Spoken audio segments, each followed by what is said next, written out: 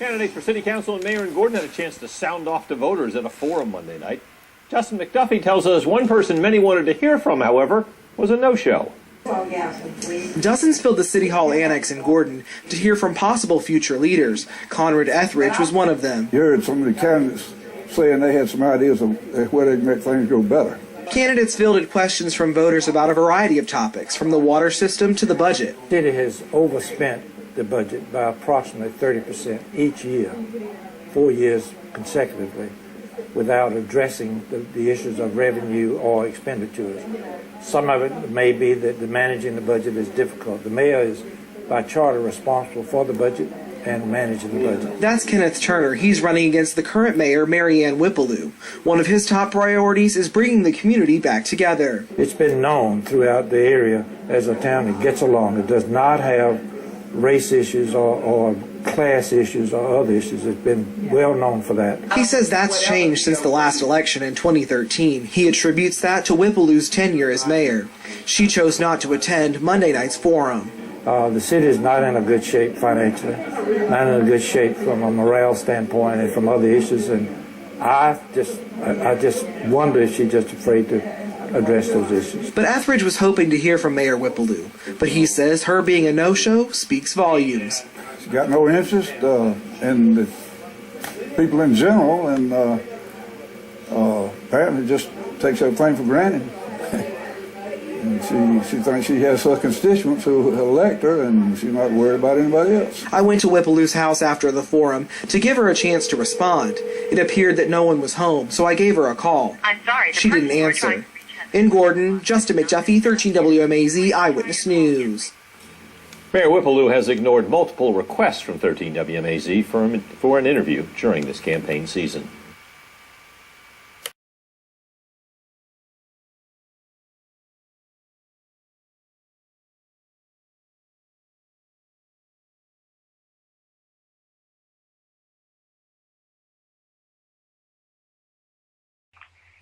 This is the Get To Free Press, and I'm George Boston Rhines, and I'm in Valdosta, Georgia.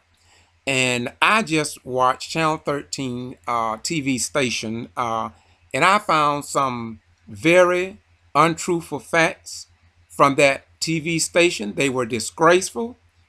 It was an outright lie, and I am saddened that a TV station would do that at the time of an election. It only proves what I've been saying to the governor, to the Attorney General Sam Olens, to the Secretary of State Brian P. Kemp, that there is major problems here in the state of Georgia. Now, after watching the TV station, I have Mary Ann Whipplew, the mayor of Gordon, the first female mayor of that little town, the first black female mayor, and the first black mayor ever. And from the time that she took office, she'd been under attack, wherein Turner said she had a responsibility to account for the budget and the finances of that city. I have visited Gordon many times, and I know the rest of the story, and I have documented the rest of the story. And we know who stood in the way of her getting that forensic audit. We know who stood against the late finance chair, Terry Reese, who said he did not trust Attorney Boone, who said there was a need for a forensic audit to get a handle on the finances of Gordon, because a city of Gordon with less than 3,000 people should not have 19 banking accounts. He said he did not know how much money was in the accounts, and he demanded that the crooks be behind bars. He said that to me and others, that I want to see those crooks in jail. Now, as far as former Mayor Turner speaking about no racism, no race problems in the city of Gordon, well, I will not address that, but I will say to WMAZ, where have you been, TV station? I have it all documented, and I am willing to stand before any news media from Atlanta to the Florida line to refute everything that is said in that video. Now, let me pause, because I do have the historic mayor, Mary Ann Whipplew, on the line. Mayor, how you doing today? Oh, I'm wonderful. And yourself? I'm outstanding. I'm outstanding. What I would like to do, Mayor, is that I was outraged. I received a call from a citizen in Gordon, and they told me what had what the TV station had said. And so, are you still with me? Yes. Okay, so can you tell me, uh, they played off in terms of why you was not at this meeting that was at the political forum. So just tell me what happened that I may not know about, and what the people would not know because they are going to believe what the TV station said. Just tell us your story. Well, George, thank you for allowing me this opportunity to respond to that question. What happened on the evening yesterday regarding that forum?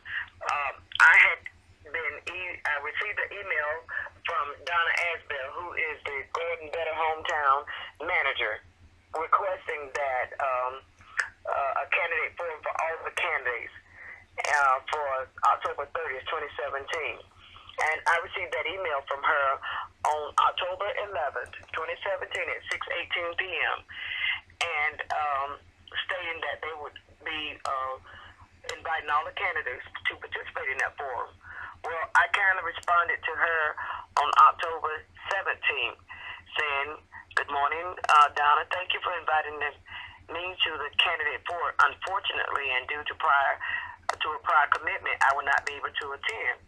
Well, as you know, in the TV stated, Channel 13, that they tried to reach me and could not reach me.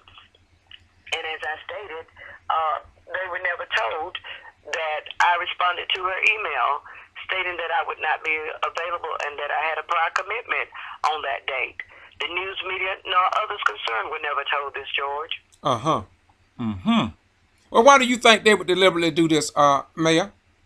Intentionally to defame my character. Well, what I As find. usual, I mean, this has been ongoing, as you stated in your, in the conversation just a few minutes ago. This has all been pre-planned ever since the request for the council voted to have a forensic audit done. All hell on the other side of heaven broke loose.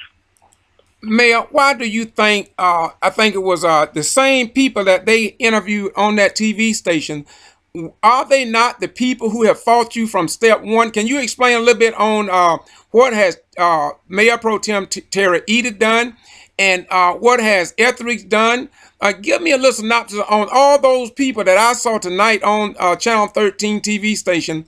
Undoubtedly, Channel 13 just don't understand what's been going on.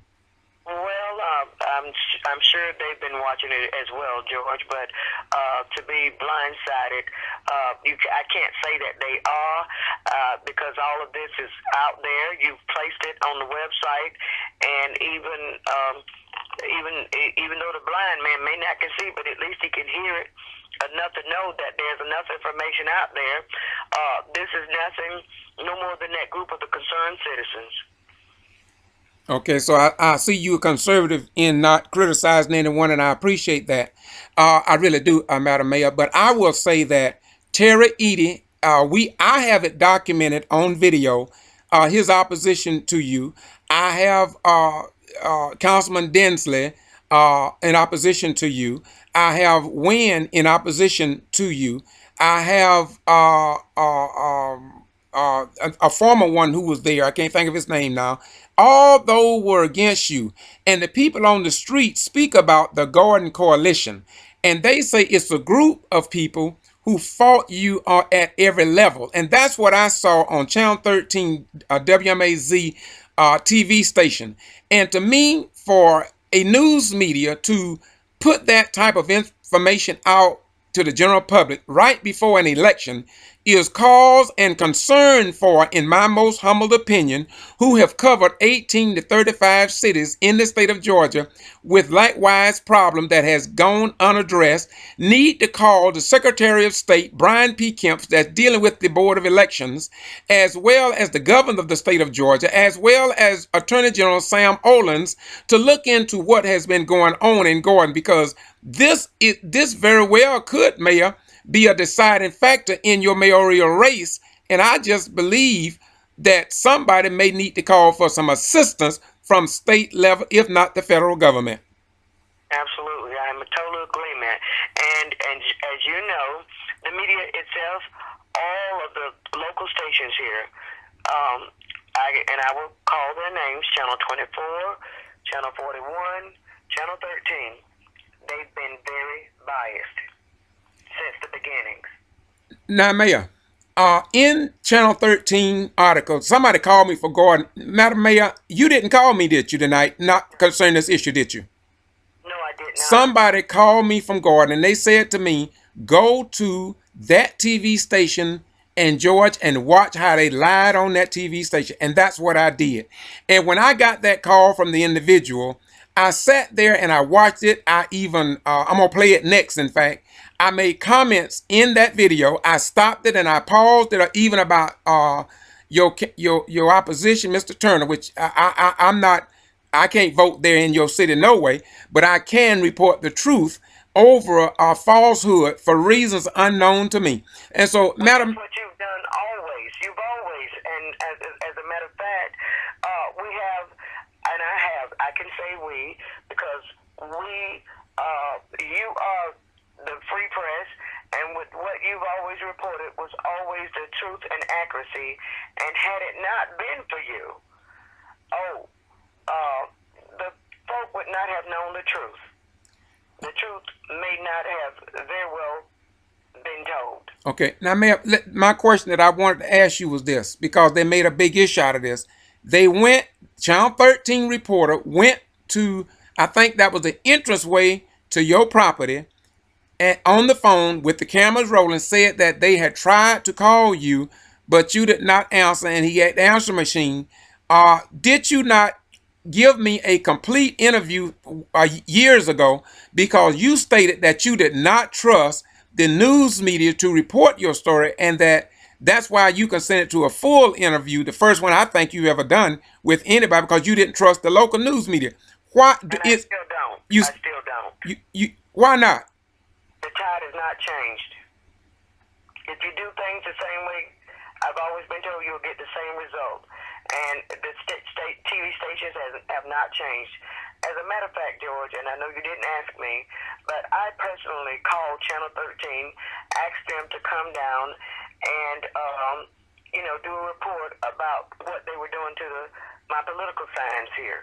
I mean, each sign being, 3 of them, George, being size 4x8, taken. It looks like someone used a knife, a switchblade, lock knife, I'm sorry, to slash it. And that was after the storm, Hurricane Irma. Mm-hmm. And then that didn't set well with them. They went back and took whatever they did and cut it out, everything out of the middle. So had that been a storm that would have struck those posters, it would have knocked the signs down and left some type of debris. But they defaced the signs, and here in the city of Gordon, one of my signs has been taken over to one of the, she's employed for the Postal Service. And she brought a lawsuit against me stating that I had threatened her back in, I believe, 2015. And that's Kelly Robinson. I will call her name. Well, over in her parents' yard is one of my signs, been defaced, drawn with the black paint and spray painted with a line drawn through it, saying no for Mary Whippaloo. And I went to the police department and filed a complaint to my chief of police. And he tells me that maybe somebody just gave it to her. And they have no way of knowing. But regardless, no one has the right to take someone's sign and deface it or sabotage it in any way. Madam Mayor, It's the law. Madam Mayor, are you telling me that you brought that up to the news media and they did not do anything? Absolutely. The general manager said that was not newsworthy. Not newsworthy. Okay, We were well, only interested in the forum, Channel 13. interested in the forum that was going to take place. Well, Madam Mayor, once again, because I like for people to be very clear on the point that I try to make, I want you to explain this because I received an audio copy of the council meeting for October the 16th, and I was getting ready to post it tonight until I received the phone call from somebody that lives in Gordon, and I stopped to listen to Channel 13 news, and so I decided to hold off on that, but it will be posted in a couple of days. But right now, I got to report this interview that we are doing to the general public, along with Channel 13, in my most humble opinion, disgraceful and inaccurate report. I'm covering 18 to 35 cities, and I have to admit that that is the most one-sided television broadcast I ever seen in my life, and especially in dealing with journalism. Absolutely. So, in conclusion, Mayor, how's your campaign going so far as you see it? Well, it's going great. I'm out meeting the people. The people are excited about, for the first time voters. We've got people doing early voting and doing absentee ballots. Well, how's the turnout? Well, I've been keeping contact. So, Madam Mayor, Yes. as I watch the TV station, Channel 13, your candidate, your opposition said that Gordon did not have any racial problems. Everybody got along fine until you took office, it seemed like. I don't want you to get in no controversy, but have you not encountered a lot of racial issues that also your husband, the late Mr. Lou, talked about and addressed, and we have it on video? Absolutely. Okay, so that is something that maybe he's not aware of either, but we have it all documented, and I'm willing to, as I said on my video that I'm going to post tonight, that I'm willing to sit down with Channel 13 or the Atlanta Journal and Constitution or WSB out of Atlanta or CNN or MSNBC if they would like to interview me to prove that a lot of the information that was given tonight could very well persuade people to do something that is not based on facts. Absolutely. Okay, so now there in Gordon, how is the budget is sitting with you all there in the city right now? How are your finances? Well, George, we're not broke. You're not As broke. a matter of fact, the auditors had said that we had plenty of liquid that we could use, but the same old soup warmed over is that now we're in a crisis. We're 400, I believe, $1,000 over spending. And with all of that being said, we're having to do major cuts. Once more again, this is to reflect as being negative towards me. And to make me look bad, with the water situation, we had one of the council members, Councilman, I'll call his name, Councilman Audit, to come and recommend to the council that we should go up on the increase the millage rate, in which we know throughout the state of the other municipalities are going up too. But with that being said, we just raised increased the garbage now with the millage, and now he's talking about increasing water rates. Well, where people with fixed incomes can't take too much of an increase if your income is fixed and you're not having the monies come in. And now, with that being said, we have not overspent because we've not done that. I can say, when I say we, I'm talking about council members. As far as the training, we've only attended 2 mandatory trainings. So, well, that was enough money budgeted for that. And with the, what shall I say, call them the unnecessary lawsuits and paying 2 attorneys when the charter only states 1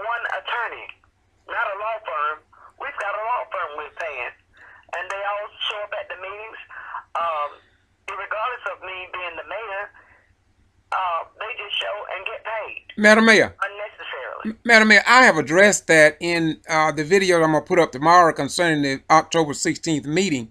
But my question is, how many people in Gordon? Because here in Valdosta, we have over 51,000 people, and I've never seen it since 1975. I have never seen more than one attorney. But when I go to Gordon, I see 2 paid attorneys plus, I guess, a paralegal or another lady. So 3 people at every meeting that the city taxpayers have to pay. Do you know how much Attorney Boone or that law firm have been given per year? Well, in the budget we allocate 5,000. Well, George, I must say that they, I believe, last year, if my memory serves me right, with the lawsuits unnecessary, they raked up about nearly $80,000. 80,000. Okay. Okay. Somewhere in that proximity, if not close to it. Okay. Okay. And so that had impact on the budget as well, right? Absolutely. Okay. And then, not long before that, well, we had the media, the workers of county post, Judy Bailey, didn't go to court and received $45,000. Wait a minute now. You mean didn't go to court, or was there any papers filed in the court? There never was any paper filed in the courts, was it? Never filed in the court. The council agreed to pay her. She asked the officers to arrest her and then turn around and filed a lawsuit and gained $45,000. At taxpayers' The expense. council voted to give her $45,000 At taxpayers' expense. at taxpayers' expense. Was anybody what did anybody see that she repeatedly kept disrupting meetings that didn't have no impact on the reward of that money? Because we got video showing that she caused more disturbances. Am I right? Absolutely, you're absolutely right. But yet she was rewarded by Rewarded for coming in, disrupting the meeting. Not only her, a few of the concerned citizens. I mean, never in the history of, and they want to make it all that it's the mayor's fault. Madam Mayor. Yes. Did you not experience a room full of signs against you during council meetings? Since you've been there in Gordon, have you ever seen any other mayor to get the number of negative signs and etc. that you have endured since you became mayor? Never. Did the TV stations or radio stations, was they fair in getting that word out to the general public, like Channel 13? Did they publish that? No, absolutely no. George, to be ridiculed, to be, just tortured. No one should ever have had to endure such dastardly disrespectfulness such as we've experienced. And it was all geared toward my being voted in as the first mayor and female. Okay. And a minority. Okay. Well, Madam Mayor, I'm going to close this. I really, when I got the call from Gordon, I haven't been to Gordon in a good while. I was there a few weeks ago, but I did not come through to record the meeting. I was in a hurry. Looked like I'm going to have to return to Gordon. It's just so sad. I'm covering so many cities. You know, Miss Olivia Coley Pearson up there in Douglas, Georgia. I'm with her. She got to be in the courtroom next week. I've been up there the week before last with her. And I'm trying to cover all these areas that these black elected officials are under attack. You're not the only one, Mayor. I have tried. Absolutely, and I understand that, George, and I know that, and we're so grateful and most gracious to you for such a time as this, that you were there to present the truth. And to make a statement to that, the present governor himself has made a visit to Gordon, Governor Nathan Deal. Yes. They thought that he was coming to remove me. Well, the governor came to Gordon, but at the time, anytime a political figure comes into anyone's city, the mayor needs to be made aware. Well, I was made aware when he would be exiting, but never at the time that he would present. And so I said, in order to exit something, you have to have been there. And so my chief of police knowledge, kept that information away from me. But nevertheless, I was able to be there and witness Governor Nathan Deal being making his entrance into the city, and had the pleasure of having dialogue with him. So you. So, with that being said, all information that's pertinent for me and to me has not been presented since being in this position as mayor. I've not been afforded the opportunity to, with the transition that should have been given me. Well, Madam Mayor, first of all, is there any type of continuity folder in the city of Gordon that when you took office would tell you what to do as a guideline in the city of mayor? A lot of cities have what they call a continuity folder for the mayor or any office like that, so there will be no lapse in the information that have been preserved and perfected. Absolutely. I'm sure there were, but that was withheld. The clerk deliberately, intentionally, and still does withhold information.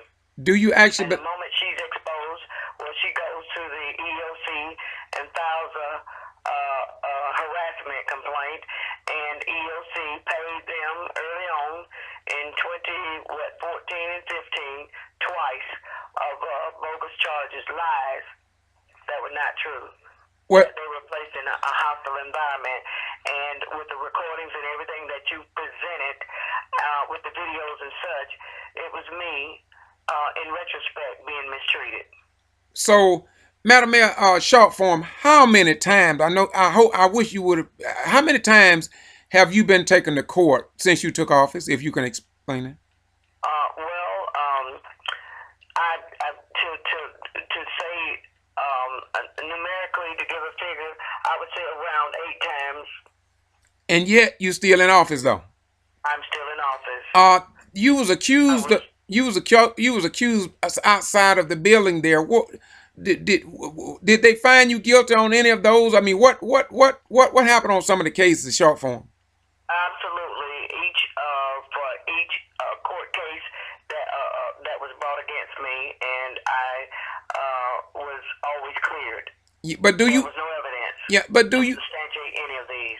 Yes, but do you think that Channel 13 and other news media outlet was fair in the way they reported the findings from the courts? And what about the Wilkinson County Post, the local paper there in Gordon? Did you think that they was fair in publicized to keep the voters informed, or do you think they possibly could have a misconception of what you is all about and what the outcome of the court cases were? The news media, never gave accurate reports of any findings of what.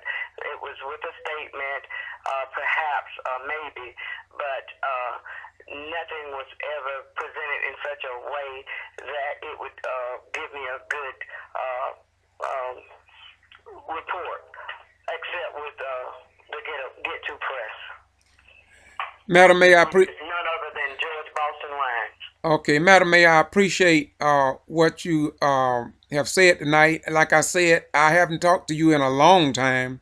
I mean, months. I haven't talked to you, but like I said, I got a call tonight, and when I got the call, I was already working on a video from that October 16th meeting, just the audio that I received, and I was going to post it tonight, but I'm going to stay up probably another 5 hours to try to get this up, because I do want the people to have the right information, because it's sad. People need to know. Yeah. They need to know the truth. Well, especially when they're going inside that voting booth to vote. They don't need any untruths to base their vote on. That's what make our republic such an outstanding nation comparison to other nations, because we believe in every citizen having a right to vote.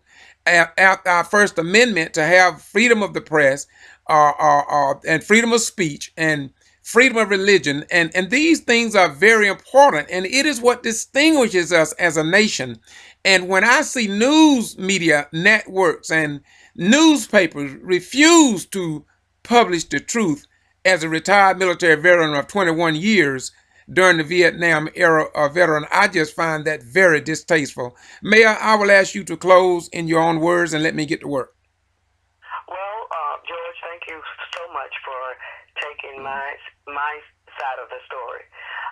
Madam Mayor. The rest of the truth. Madam Mayor. Now, one thing I can attest to is that necessarily I don't agree with all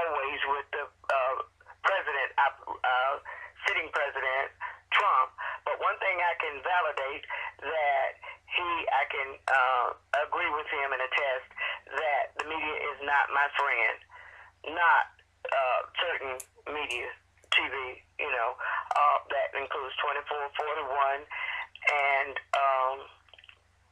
13, Channel 13.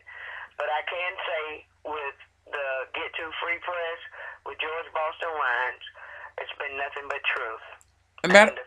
Well, Madam Mayor, you made a statement that I got to question you again on, because you say you thank me for getting your side of the story. I don't intend to get your side of the story. I intend to get the truth from you. When I mean say about that, I mean truth. Yeah, that's what I want, because I'm not getting your side of the story. I try to come straight down center. Absolutely, reflecting the truth. Okay, and the things that I speak on in this video and all other videos, if I cannot back them up by facts of video that took place at public meetings, not by what I said, but what citizens said, that's what I put my teeth in, because it's what the people say. And I will say again to Channel 13 and all the news media in the Middle District of Georgia, and I'm going to be honest, I know the code of ethics among the Associated Press, but when it comes to blatant untruths, I have to speak up against them. And I will consent to an interview from any TV station or any radio station. My number is area code 229-251-8645, and that's Boston G.B.R. At gmail.com. And I'm asking you to call me, and I will sit down. We will dialogue. I will come to where you at. You come where I am. And let's get the truth out, because Jesus said in St. John 8:32, and ye shall know the truth, and that the truth will set you free. And if we do not speak truth, you may win an election, but in the end, you're going to lose. Absolutely. Have a nice day, Mayor. Thank you. Thank you. Peace. God bless. God bless.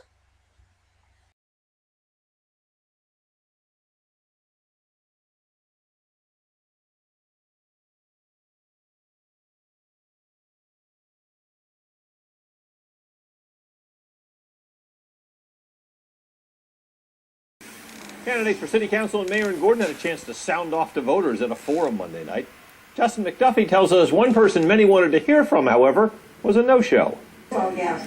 Dozens filled the City Hall Annex in Gordon to hear from possible future leaders. Conrad Etheridge was one of them. You heard some of the candidates saying they had some ideas of where they can make things go better.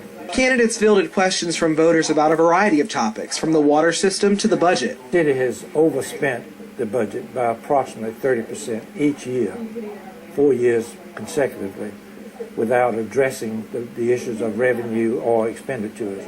Some of it may be that the managing the budget is difficult. The mayor is, by charter, responsible for the budget and managing the budget. That's Kenneth Turner. He's running against the current mayor, Mary Ann Whipplew. One of his top priorities is bringing the community back together. It's been known throughout the area as a town that gets along. It does not have race issues or class issues or other issues. It's been well known for that. He says that's changed since the last election in 2013. He attributes that to Whipplew's tenure as mayor. She chose not to attend Monday night's forum. The city is not in a good shape financially, not in a good shape from a morale standpoint and from other issues, and I just wonder if she's just afraid to address those issues. But Etheridge was hoping to hear from Mayor Whipplew, but he says her being a no-show speaks volumes. She's got no interest in the people in general, and apparently just takes everything for granted. And she thinks she has her constituents who elect her, and she's not worried about anybody else. I went to Whipplew's house after the forum to give her a chance to respond. It appeared that no one was home, so I gave her a call. I'm sorry. She didn't answer. In Gordon, Justin McDuffie, 13 WMAZ Eyewitness News. Mayor Whipplew has ignored multiple requests from 13 WMAZ for an interview during this campaign season.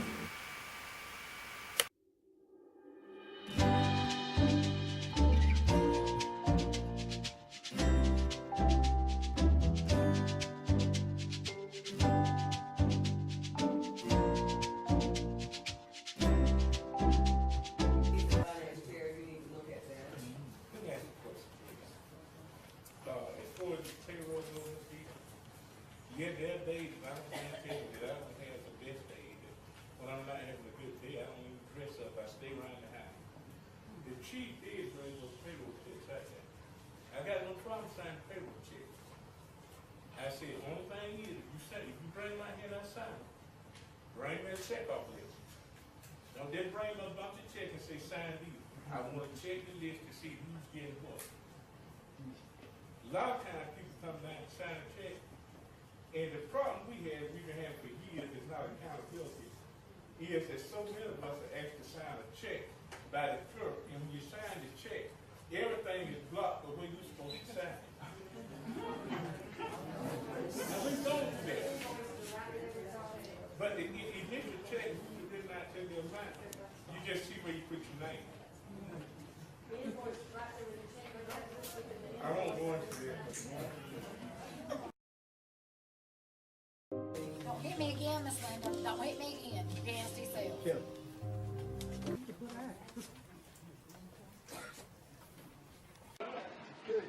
Dorita, what is your understanding? You're asking yourself, and that's what you said. And Mr. Smallwood, what did you think it was? What Terry said.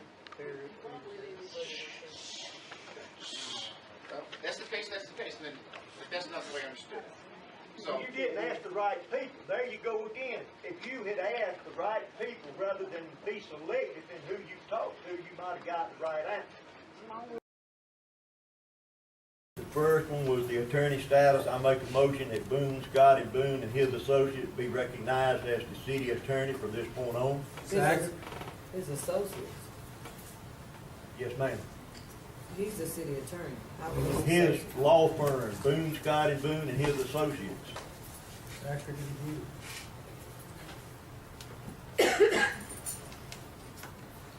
So the council is hiring him and his associates. I'm just trying to get clarity. I don't need it from the audience, Ms. Bailey. As a That's not what he journalist. said. He said to I- recognize them. Excuse me. Look, I sat here and been quiet, graded in public, at the mayor's approval. I don't have to leave the meeting. If you didn't, you'll have to arrest me. Get pictures. Take a picture. Please take a picture.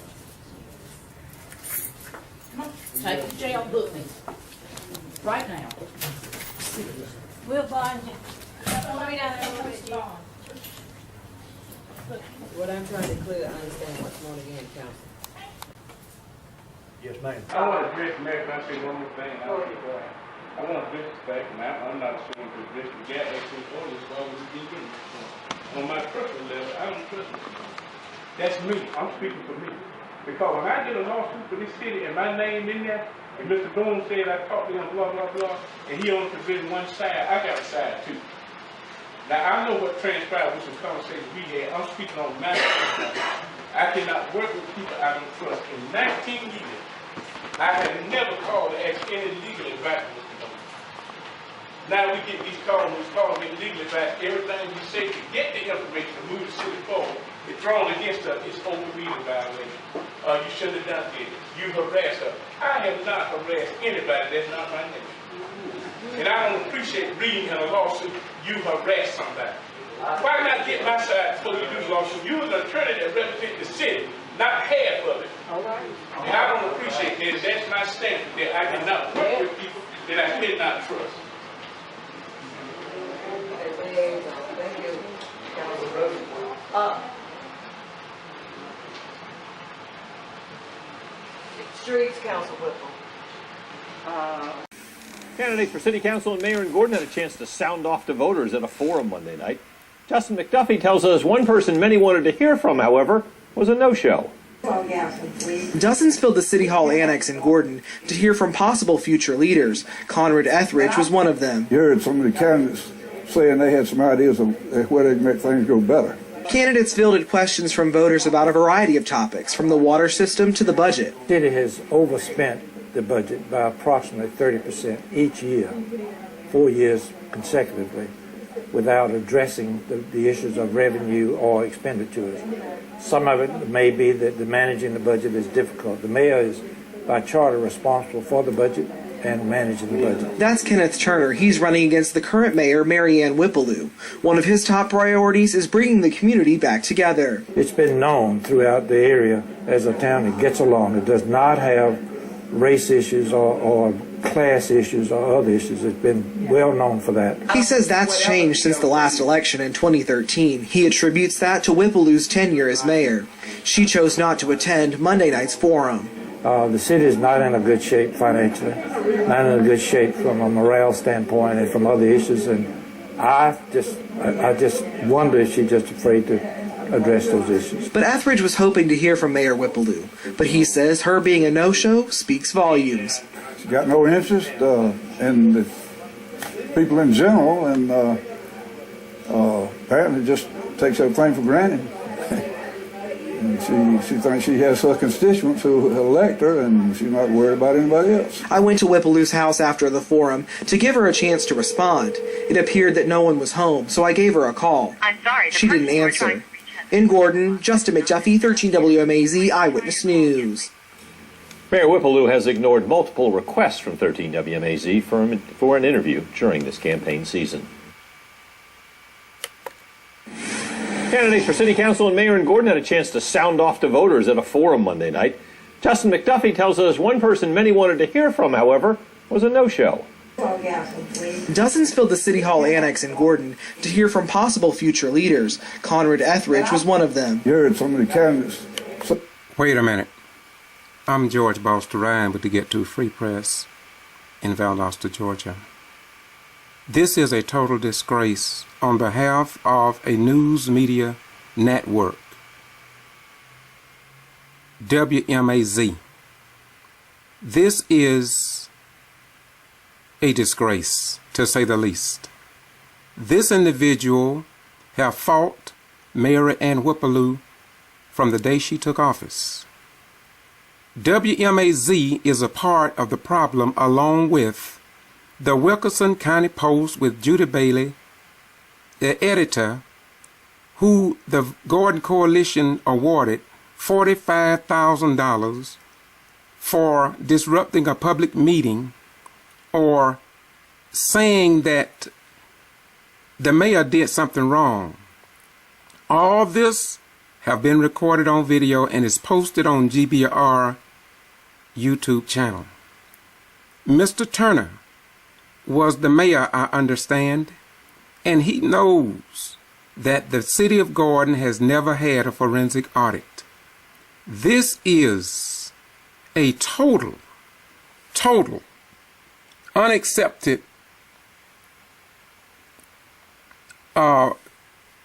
news reporting by WMAZ. Saying they had some ideas of where they can make things go better. Candidates fielded questions from both. This man, too, all you have to do is to Google Gordon City Government, and you will see that this individual is another person that has attacked Mayor Mary Ann Whippaloo from day one. And it's all been documented, but not by WMAZ and other local television, radio, and newspapers in the Middle District of Georgia, and the truth must be told. Again, Google Gordon Mayor Mary Ann Whippaloo, my playlist, and see what they put this mayor through, how they have taken her to court, how they have lied on her, and the news media never created confidence that this mayor would come for an interview because it was all one-sided. Listen. Voters about a variety of topics from the This is the Mayor Pro Tem. And all you have to do is to watch the videos concerning Mary Ann Whippaloo on Boston G.B.R. and see how Tara Edie blocked, along with the Gordon Coalition, every request for an audit and to account for the taxpayers' dollars in Gordon government. The late finance chair, Terry Reese, said he wanted to see all those crooks behind bars. This is a quote from him, not me. It's documented through videos. It's on the channel for everybody to see. And I cannot understand how Mr. Turner running for mayor, I can't understand why he would do this when he should be fully aware of what is going on with this system, this pattern. We even have, it's just unbelievable what WMAZ has done here. I'm willing to sit down in front of their cameras throughout the state of Georgia with Atlanta Journal-Constitution, WMAZ, any major Atlanta television station, CNN, and let's weigh the facts as has been recorded. It is indeed a disgrace what they're doing here, and I do believe that the Secretary of State, Brian P. Kemp, and the Attorney General, Sam Olens, need to be contacted about this because it's a direct impact, could be a direct impact on this election, and it's not fair, it's not ethical, and it needs to be investigated. Water system to the budget. The city has overspent the budget by approximately 30% each year. Now, he say that the budget had been overspent for the last 4 years. Well, I'm not going to say anything about that. I wish that I had more time to go to Gordon and let Mayor Ann Whippleloo talk in front of this camera. She will not talk in front of the other camera because they are so biased and have been since she took office. She don't trust them. That's why I went there to assist her. And by the way, I'm also investigating 18 to 35 other cities and counties in the state of Georgia where newly elected black mayors and commissioners are under attack from this pattern and practice throughout the state of Georgia. And I've been calling for an investigation. I've been asking for the Associated Press in the state of Georgia to do what is right for all American citizens. But it all fell on deaf ears. Let's go further. 4 years consecutively without addressing the issues of revenue or expenditures. Some of it may be that the managing the budget is difficult. The mayor is by charter responsible for the budget and managing the budget. That's Kenneth Turner. He's running against the current mayor, Mary Ann Whippleloo. One of his top priorities is bringing the community back together. It's been known throughout the area as a town that gets along. It does not have race issues or class issues or other issues. It's been well known for that. He says that is Mr. Turner's words. Mr. Turner is 100% incorrect. I have reported from Gordon. I have video footage to show that Mr. Turner is really out of touch, out of tune, and definitely out of sequence in terms of what is actually going on in Gordon. We know the truth. The people in Gordon know the truth. But now, with the help of Channel 13, WMAZ has done a terrible, ugly, disgraceful act concerning this upcoming election. And I'm going to say it again. The Secretary of State, Brian P. Kemp, the Attorney General, Sam Olens, the Democratic Party, there should be a statewide investigation concerning what WMAZ has done by publicizing these untruths to the people of the Middle District of Georgia. I'm looking for Senator Lucas and civil rights organizations to step up. Don't just sit, say, and do nothing, because this is not in the best interests of our beloved state and nation. Let's go farther. That's changed since the last election in 2013. He attributes that to Whippleloo's tenure as mayor. She chose not to attend Monday night's forum. The city is not in a good shape financially, not in a good shape from a morale standpoint and from other issues. And I just wonder if she's just afraid to address those issues. But after you can see through my videos. You don't have to be a rocket scientist. You just can be a rocking chair operator. And you can see this mayor asked for a forensic audit to account for the taxpayers' dollars. When I walked the streets and investigated people, Mayor Ann Whippaloo and community leaders told her that white people told her, you better get a forensic audit to account for the money because there's a lot of money that is not accounted for. Now, when Bill Basket came down to do his forensic audit, we have it all on video. I don't know where Mr. Turner been at, but I do know where WMAZ been at, and it seems like they are a part of the problem and not even attempting to find a solution. Now, y'all excuse me. Normally I don't talk like this, but this is one of the most blatantest, unrealistic news coverage events that I have ever seen leading up to an election. I'm going to say it again. The National Democratic Party, the G.B.R, and the leaders of those who believe in the Constitution of our beloved nation need to come and investigate what is going on in Gordon, Georgia. And it didn't just happen last week or through this broadcast here. It goes way back to when Mayor Ann Whippaloo was the first female mayor of the little town of Gordon with less than 3,000 people. She was the first black female mayor of that city, and she was the first black mayor, period. And there were those in the clique and among the slicks who did not like it, just like they did the Quitman 10+2, where in the state of Georgia, Under Secretary of State Brian P. Kemp brought 12 people up on 119 to 200 charges, only to drop all of them after 4 years, but not before one of those individuals died, a lupus patient, from the stress that was put upon them. It was proven that many of the people lied under oath and did a lot of other degrading and underhanded things, and it's all been documented in the transcript if it has not been altered.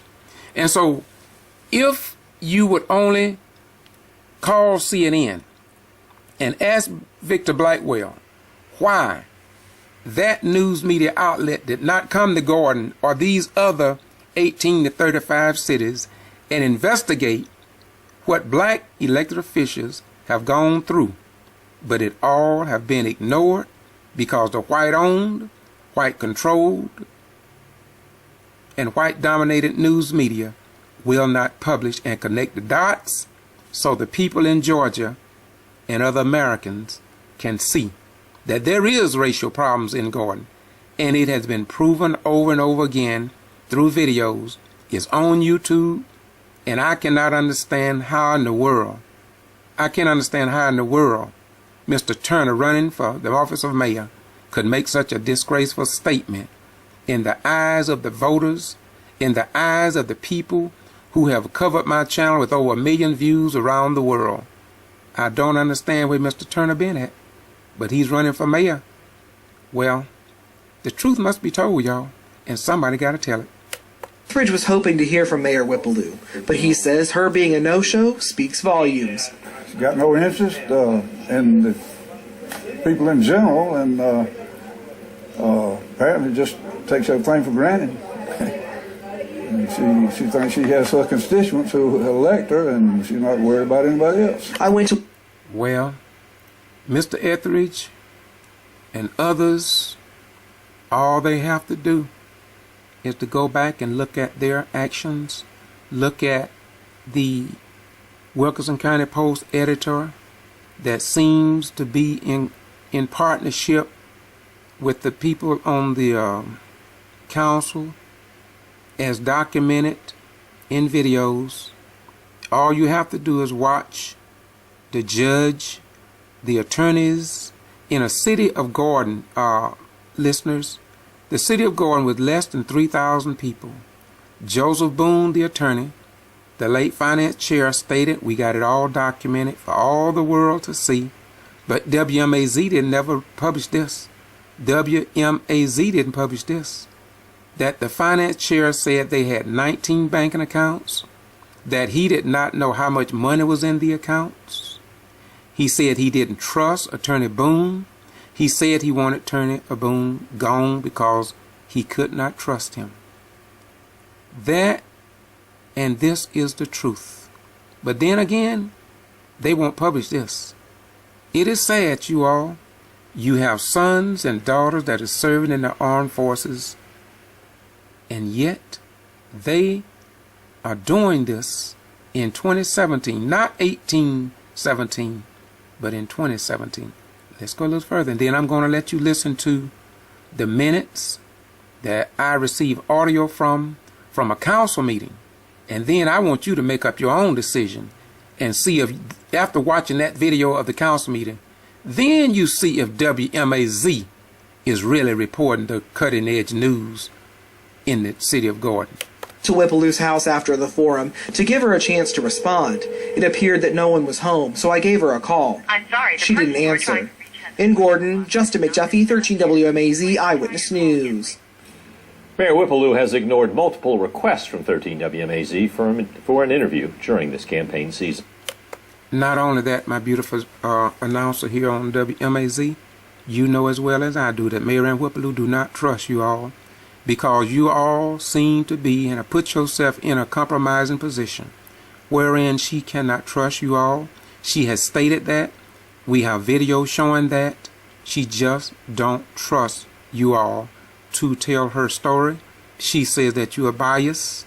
This is what she says, and I have it documented on video. And I am George Boston Rhines in Valdosta, Georgia, with the Get To Free Press, a social outlet. And I'm willing to come be interviewed by anybody in the state of Georgia or at the national level with cameras and with supportive clips from videos to support anything that I have said here today and to refute what has been said in WMAZ disgraceful TV program called The News as presented to the voters herein or in the state of Georgia and in the little town of Gordon. And I'm saying to you all, I cannot understand why they're doing this. After all, our sons and our daughters have fought in every war of this nation, and yet, well, I'm going to let you listen to this again. Once again, I just had to show this because you need to know the final analysis of everything that we have seen. I think perhaps, I repeat, I think perhaps Councilman Reese summed it up by saying what he's about to say. Listen. Yeah, that's exactly what it says, but you pay something. My name is there. But I have not authorized nobody to transfer no money. We don't have to, one or the other will do. Well, yeah, but we feel I feel the ones that transfer it, let them go. I ain't authorized nobody to transfer, so I'm not authorized nobody to go. I think the problem is that you do, but the record shows that you, Mayor Turner, and this grant were all on that, and any money that was moved before the end of the year, back in the last 8 to 10 years, when the council voted to move all that money, then we voted as a council as a whole. We certainly did. Okay, I got a problem with this. As a whole council vote. But as an individual, please make sure the record reflects that I did not authorize one penny to transfer to any account. The councilman said, let it be stated for the record, and let it be clear that I did not authorize one penny. I don't think you can get much clearer than that.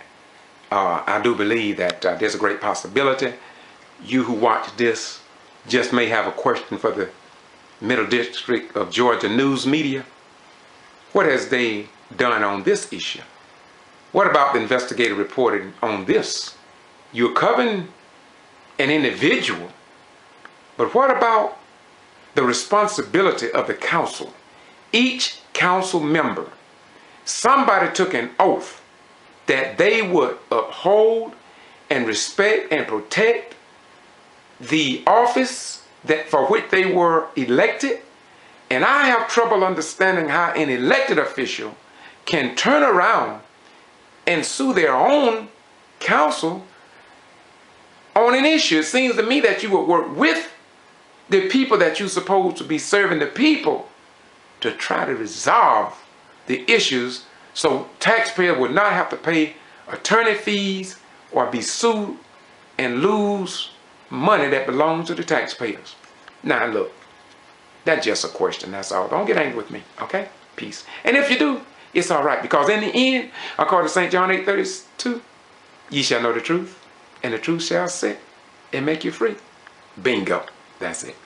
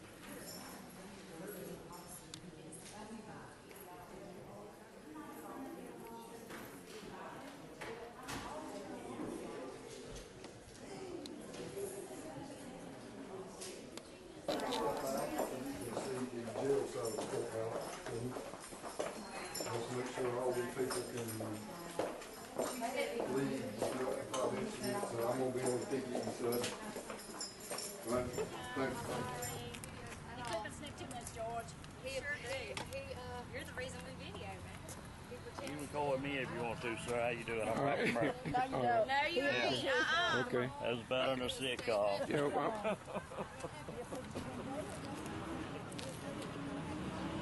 Randy Avery, you go over there? And then you're going to just look at me the entire time. Your first and last name, the spelling of it, Kendall. and your title. Term. What happened here today? What were we here for?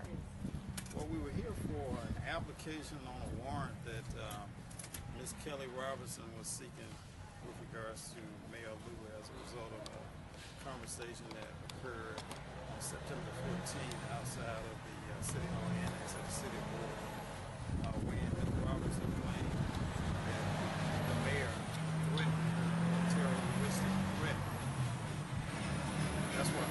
Okay, and what was the outcome? The outcome was that the judge found her claim to be baseless, that it does not exhibit probable cause for an arrest warrant. I mean, it's clear that this was a fabricated stunt on Mrs. Robinson's part to make this claim, complete with video and all the rest of the drama. And why do you feel she had motive to do that?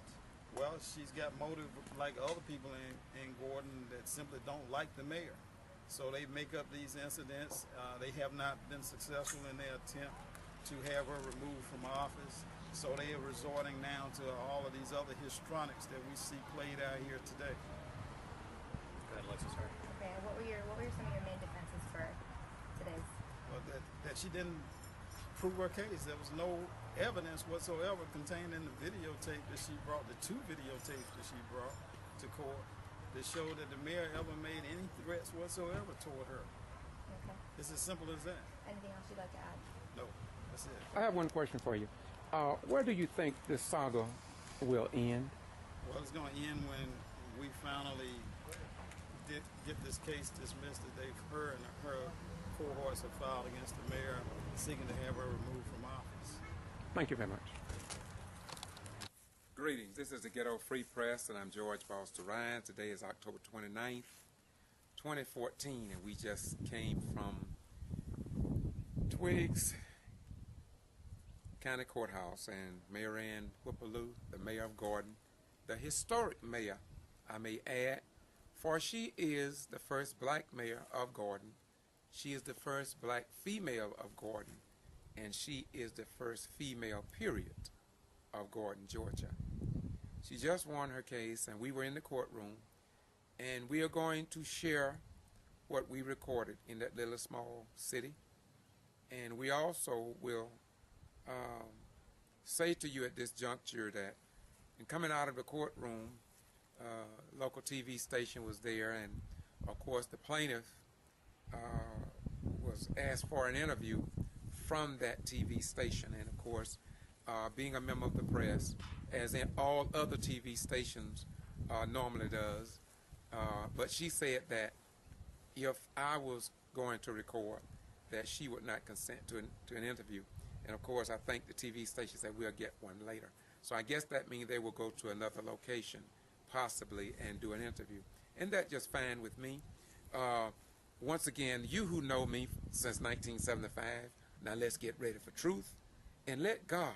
Because in the end, right, truth and God gonna win anyway. As it is written, so shall it be done. The Ghetto Free Press. Get ready, get ready, get ready.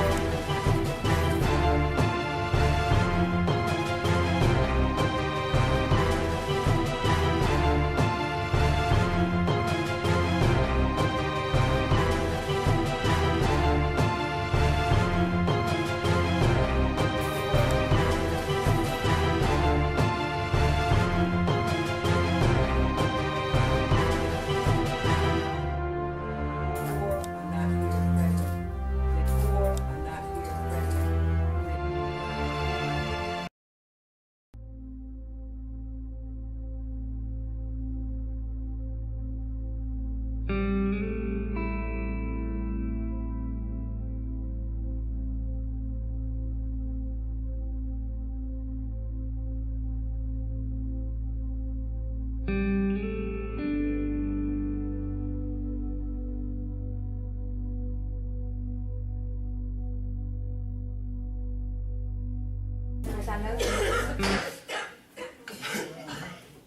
before you start, I want to object to the notice for the call meeting. Because it was not a location day of the call meeting, and I consider this a special meeting, and I want that on the record tomorrow. City of Gordon, call meeting, council agenda. Mayor, if there's not a quorum, you cannot open the meeting. Excuse me. I want that on the record too tomorrow. This is not a call meeting. That's what it says. You notify everybody that it's a call meeting, Mayor. The mere fact of the matter is that it was a call meeting, but due to the fact, we've just started, and it takes 4 to make a quorum. That's true. So if 4 are not here present, then it cannot be called, we cannot hold a meeting. That's correct. But, and we don't need response from the audience. It would be nice if everybody would just sit and be attentive as adults are.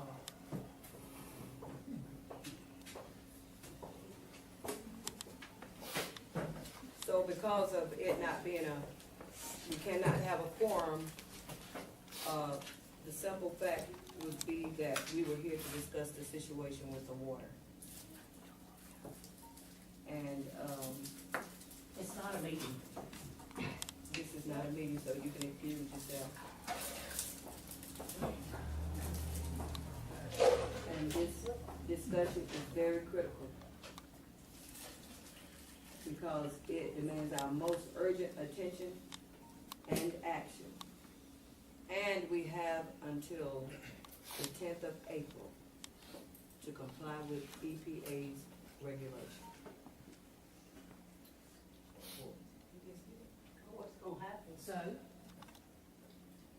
Council, There's no Ripple has council done a here, great job Mayor. in. There's no council here, Mayor. It's not a quorum. You cannot call G.B. the council. This is not a meeting. This is just a public talking, that's all it is. Exactly. Yeah, just Thank you. discussion. Thank you, Chief. Take that off the record. It's not a meeting. The meeting is now called to order. Today's date is January 8th, 2016. And for those of you not seen, Happy New Year. We know that this is a called meeting. We have on the agenda initiate investigation in accordance with Charter Provision Section 3.12. Yes, ma'am, I'd like to go ahead and make this motion. Because the city council remains under a duty to comply with the open records request, because this council has the power under Section 312 to investigate the mayor's actions, I now make a motion that this council initiate an investigation into the office of the mayor of the city of Gordon and examine her conduct pertaining to the production of emails under the Open Records Act. I'll make that as a motion. And I second. Motion has been made in second. Discussion. I would like to say that if we're going to go by the charter, we're going to have to go by the charter by everything. Not just some things, we're going to have to go by the charter with everything. And I was reading over Section 312, and that could mean for something else too. While reading over the charter provision Section 312, I reviewed some of the other orders, such as Section 216, Part 5 and 1. If you have your charter, you can follow it with me.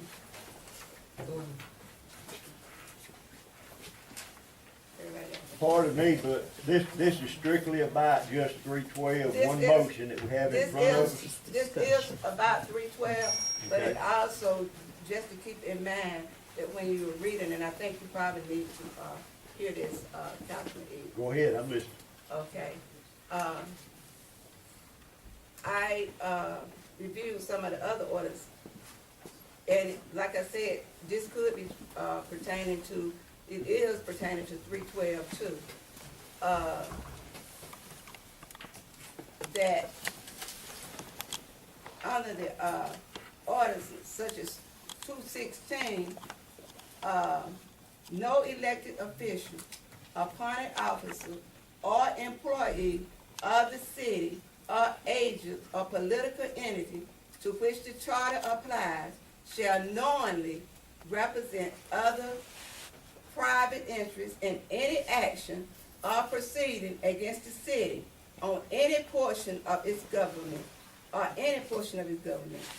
engage in any business or transaction, or have a financial or other personal interest, direct or indirect, which is in compatibility with the proper discharge of his official duties, or which would tend to impair the independence of his judgment. And this city is still in court and awaiting the judge's decision. And we have two councilmen, Councilman Edie, yourself, and Councilman Densley, that are part of an action that could impair you all's judgment for anything that goes in the city. Because you do have a law, action against the city, and it's still in court. And that is a violation of the Goins Charter.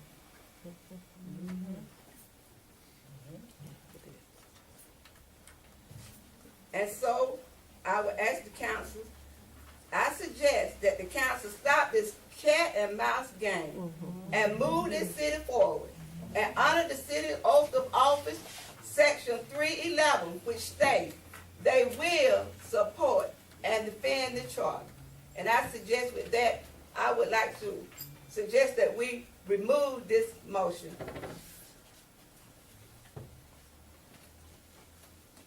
My motion still stands. I request that we have a roll call vote at this time. I'm letting y'all know that you are in violation. You gotta vote on the roll call. Of the charter, section 216. Request a roll call vote, please. Is there any further discussion, council?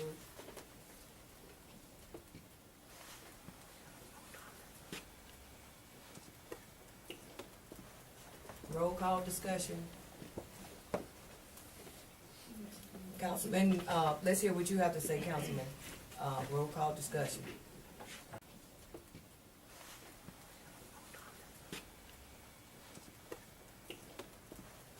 Roll call discussion.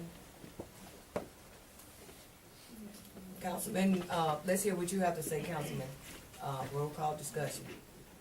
Councilman Densley, you don't have any discussion about what was just said? No, I understood what you said, really good. And what was that? What she just read. I said, I understand it. You understand that? What she read, I understand what she read. Okay, and you understand what Councilman Edie is saying?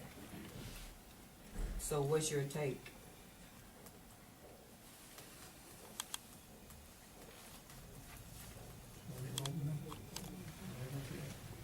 Right. What are you in support of? Yes.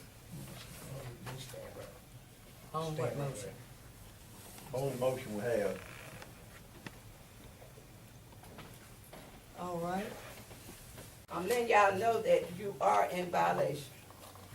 You gotta vote on the roll call. Of the charter, section 216. Councilman, let's hear what you have to say, Councilman. Roll call discussion. Councilman Densley, you don't have any discussion about what was just said? No, I understood what she said, really good. And what was that? What she just read. I said, I understand it. You understand that? What she read, I understand what she read. Okay, and you understand what Councilman Edie is saying? So what's your take?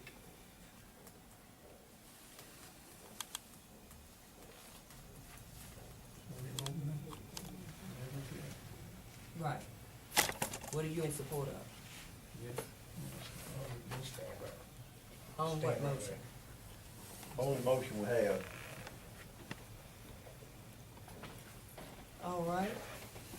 I'm letting y'all know that you are in violation. You gotta vote on the roll call. Of the charter, section 216. I vote aye. I'm letting y'all know that you are in violation. You gotta vote on the roll call. Of the charter, section 216. Councilman Smallwood? I'm letting y'all know that you are in violation. You gotta vote on the roll call. Of the charter, section 216. Councilwoman Toles? No, because in violation of the charter, this has brought action against the city of Gordon, really. I'm letting y'all know that you are in violation. You gotta vote on the roll call. Of the charter, section 216. We don't need no more suits against the city.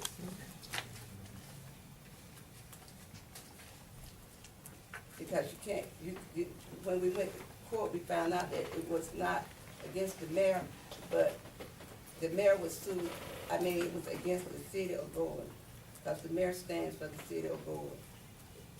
I'm letting y'all know that you are in violation. You gotta vote on the roll call. Of the charter, section 216. Aye. I vote no. I vote no. I'm letting y'all know that you are in violation. You gotta vote on the roll call. Of the charter, section 216. Motion carries. Make a motion, we adjourn. Second. Motion has been made. Any discussion? If not, we thank you all for coming.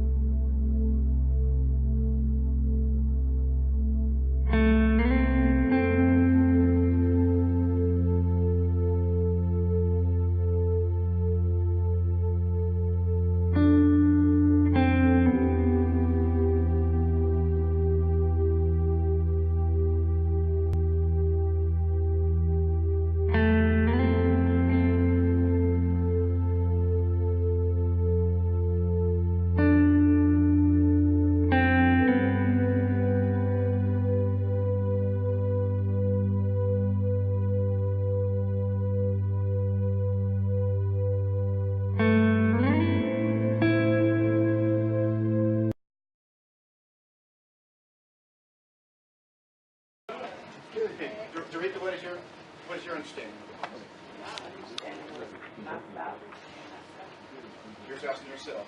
And that's what you said. And Mr. Smallwood, what did you think it was? Well, Terry said, Well, that's the case, then, but that's not the way I understood it. So you didn't ask the right people. There you go again. If you had asked the right people rather than be selective in who you talked to, you might have got the right answer. Well, he hadn't asked me anything, so I'm just hearing this for the first time, and that's true. And I was told that it was. okay. This is something that was brought up to my attention after I'm kind of pushed out of this place to research this, and with what was told me. So I did what I did based on what I was advised to do. Okay. And you think that is a fair assessment of doing forensic stuff? Picking up on just something like this? No, I would like to have been brought in and accepted to do this, but right now I'm working as best I can with the instructions I have of getting in here to allow to finish this job. By who?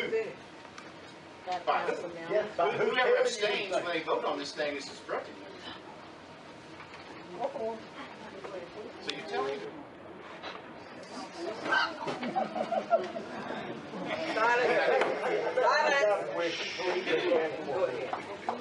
You talked about the hearing, and did I hear anything that you said or not? I heard you tell in that courtroom that day that there was $37,000 some odd dollars wrote to Georgia Power that Georgia Power said they did not receive. We came back and we found every check from Georgia Power, and they added up to $37,000 whatever few dollars. So now, did you perjure yourself on that stand that day? No, that's the information I had at the time. I'm still trying to get information from Georgia Power to verify that, yes or no. So I did not perjure myself.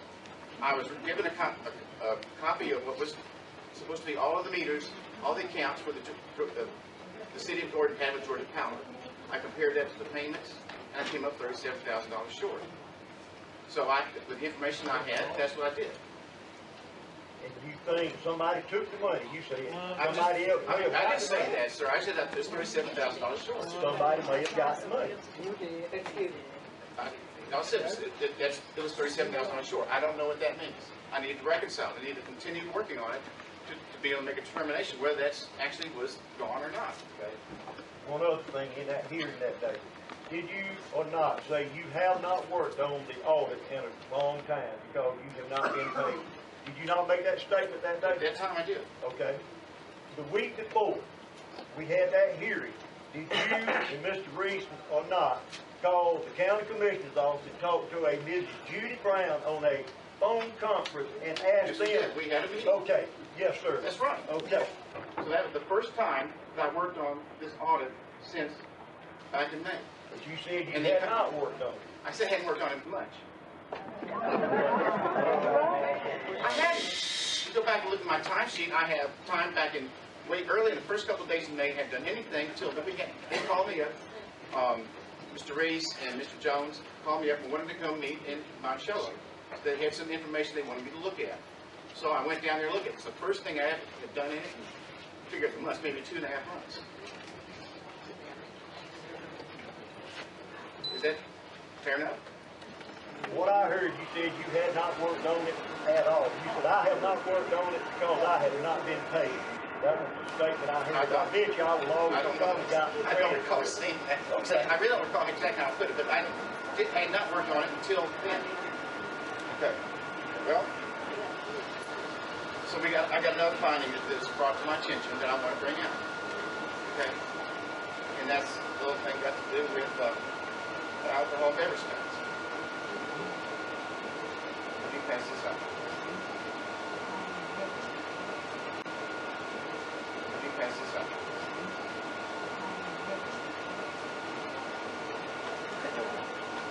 You don't think people make errors? I'm sorry? You don't think people make errors on those? I've already picked up that, and I've already called the auditor right and right, and their lady, Miss Patricia, made an entry error on that. Call them and ask them. $1,430,000 when it's supposed to be $21,000. It's a one-line item error. Okay? And it's a revenue showing as a revenue, it's not added up. That $21,000 is what it's supposed to Okay, be. you made an entry of $1.4 million. That was a credit to alcohol and beverage tax. What was the other side of the entry? $1,434,000. What's We the other add, that added together, you know, a subtract of 21 from, that's what it goes to. What is the other side of the entry? It's a double entry accounting system. You have a credit to the revenue account. What's the debit? It's a plus, 1434. Yes, that's the credit. What's the debit? And to what account? It's under alcohol beverage tax. That's the credit. What's the debit? Look, they're both the same. There's no debit. It says over budget or under actual budget. It's all it says. You're not an accountant, right? No, sir, I'm not an accountant. Hush! Tell me the line that you're looking at or what you want to say. Okay. Other side of the when you make in accounting systems, you have it's a double entry system. If you make an entry, you credit the franchise tax. Excuse me, the alcohol beverage tax. You have to have a debit also to a balance of the books. Okay. So you credit the alcohol beverage tax. You debit something else. That's what is the debit. Every component, what's the debit? You pick. I did not make this entry. This is the year in audit adjustment from last year. So you don't know the other side. She has given me the correction tonight. She said she did wrong account. I have to correct it, and I will be late for her. I'll tell you what the other side of the entry was. You made an entry to the fixed assets for $1.4 million. I don't understand why you would do something like that. Or why any, okay, well, who else puts information into the QuickBooks files? I'm not supposed to be talking. You're not supposed to be talking. I don't understand that either. But I like the bank is like to. Well, I hate to say that right and right was wrong this time because that was not a proper. The entry makes no sense. $1.4 million fixed assets, $1.4 million credit to the alcohol and beverage tax. The entry made no sense. Okay? That was brought to my attention, and so I'm bringing it up now. Okay, you say you want to hear examples of things. I found that myself. I look over these numbers every month. Ask Ms. Brown, didn't I call her and ask her the same question? Where and why? And she told me that it was an error on Ms. Right, it comes down for. But you didn't know what the other side of the entry was. Yes, ma'am. Yeah, I was saying, Councilman, you didn't see that? Look. This is what they're discussing. I mean, it stands out. I mean, it's hard to miss it. Well, I have a problem with all of a sudden, therefore, you got half that, let me say. The old saying was, where's the money, man? Right. As soon as you go out, the sign on the thing says the money's in the bank. It slipped in through the back door. Oh. That's how I got in the bank. 1.4 million. That money's not there. If that money's not there, then all these people need, this is money on paper. All A lot of this is money on paper. We need an audit to see exactly where we stand in liquid asset and everything else. Exactly. Because we don't know. I want a clean slate, that's all. The entry made no sense to me. I went and looked at the, if you get revenue in from the alcohol beverage tax, it goes through the general fund. I went to look in the general fund to see if there was a deposit or anywhere near that kind of money. No, there's no deposit for money. It's just a flat journal entry for whatever reason. I had no idea. And you want to see examples of things, so I brought up an example of things. You know, I don't know what it is. It didn't surprise me. I saw it. You didn't surprise me with it. I already knew it. And I'd already questioned the right people to find out the right answer. I wish I could come up with right and right. I wish I could come up with something you're not surprised about at this point in time. But the things I'm seeing, I still haven't. Be very careful where you go with your statements. I'm not going to put up with it if you continue to make accusations. Okay? Question, attorney. I'm sorry, counsel. Yes, Councilman. Now, to attest to this, can you explain to me that you got on the witness stand accordingly and said that I, the mayor, is bankrupting the city by stealing grant money and all bankrupting the city, so no, ma'am. I can never agree. Said that. Read the transcript. You will not see where Terry Eady said that. The bankrupt, the mayor's bankrupt the city, so all of a sudden, the money's gone. Where's the money? Now you put the sign out there, we're happy, happy, happy. The money's back in the bank. I want to know which door did it come in to. Are y'all really using top signs and tires? The next outburst, we will have. They didn't have an outburst the whole night. Y'all be quiet. Everybody be quiet. That's enough, man.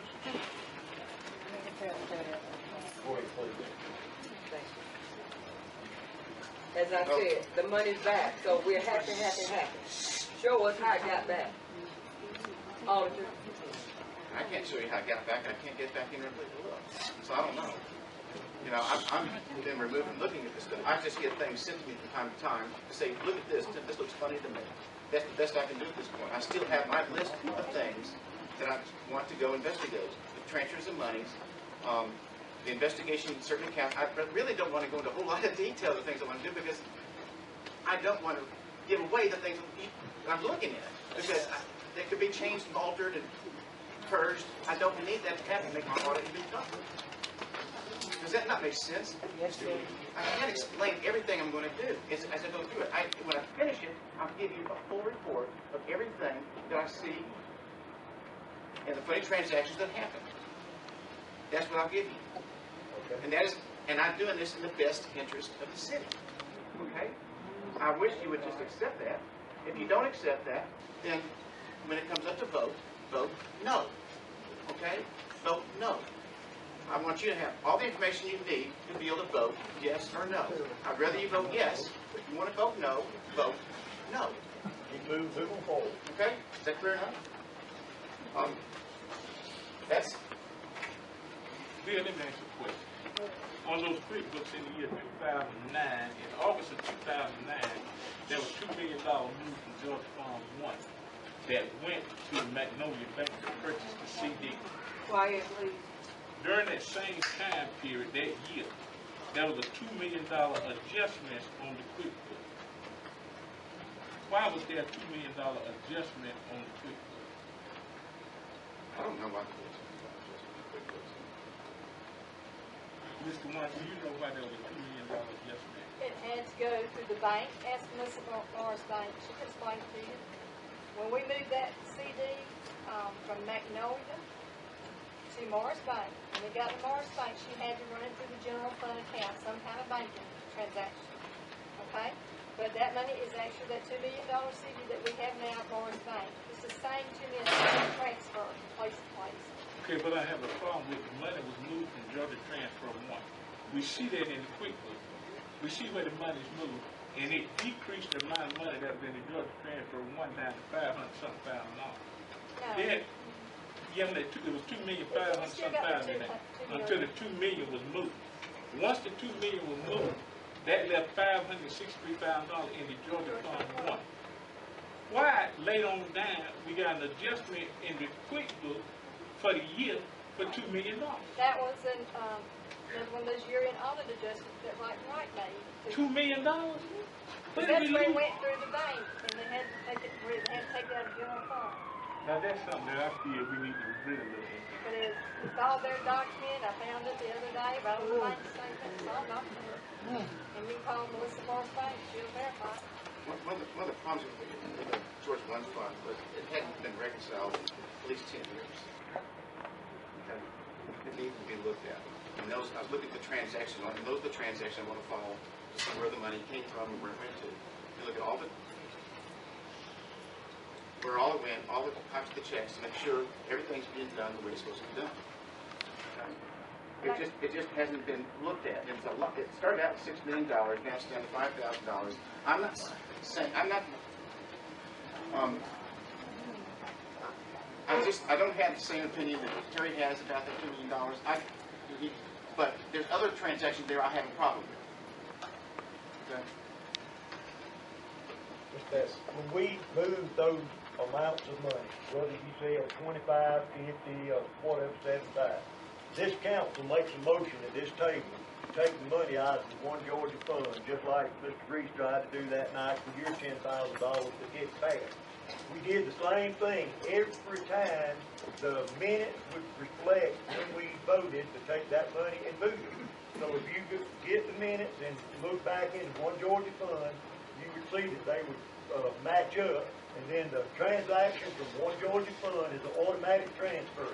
They transfer that money automatically, electronically to the Georgia Bank. I can't remember which account it went in, say the money market fund or the general fund or whatever. But then to get it to the other fund, you have to move it, once it gets to the bank. I know how it works. Yeah. I understand how it works. I just want to see the full transaction. I don't want to just see $25,000 out here, showing up here, and then showing up over here. I want to see that when that money moved over here, that was the money moved over here, and it didn't come in from somewhere else. It was not reported.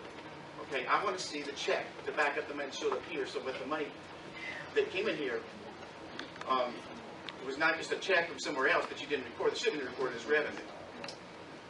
Okay, that needs to be clarified. That's why I asked for the copy of the deposit slip and the check behind the deposit slip to show me exactly where that money came from.